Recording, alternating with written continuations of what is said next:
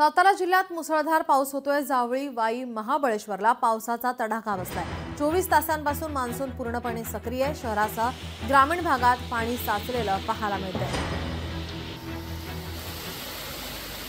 आपले प्रतिनिधी इम्तियाज मुजावर आपल्यासोबत जोडलेले आहेत। इम्तियाज, आपण पाहतोय मुसळधार पावसाने हजेरी लावलेली आहे। अनेक भागांमध्ये पाणी साचलेलं पाहायला मिळतंय।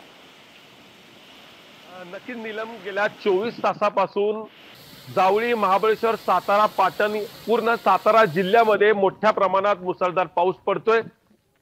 जगात सगळ्यात जास्त चेरापुंजीमध्ये पाऊस पडतो आणि चेरापुंजीच्या नंतर महाबळेश्वर तालुक्यामध्ये पाऊस पडतो। मात्र चेरापुंजीपेक्षाही जास्त पावसाची नोंद या महाबळेश्वर तालुक्यामध्ये झालेली आहे। गेल्या 24 तासामध्ये तब्बल 20 मिलीमीटर काल रात्री पाऊस पडलेला आहे आणि संपूर्ण रस्ते जलमय झालेले आहेत, तर शेती पूर्णतः जलमय झाली असल्याची परिस्थिती निर्माण झालेली आहे।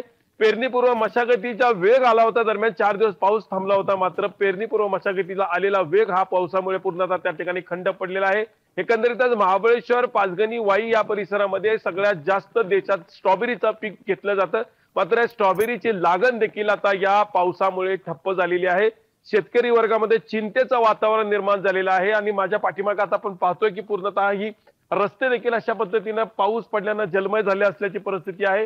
एकंदरीतच शेत शिवारामध्ये सुद्धा देखील पाणी साचून राहिल्यामुळे पूर्णतः या ठिकाणी खरीप हंगाम हा ठप्प झालेला आहे।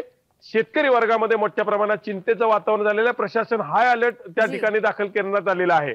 नक्कीच धन्यवाद इम्तियाज, आपण दिलेल्या सविस्तर माहितीसाठी। लोकशाही मराठी ऐका, पहा, जागरूक रहा।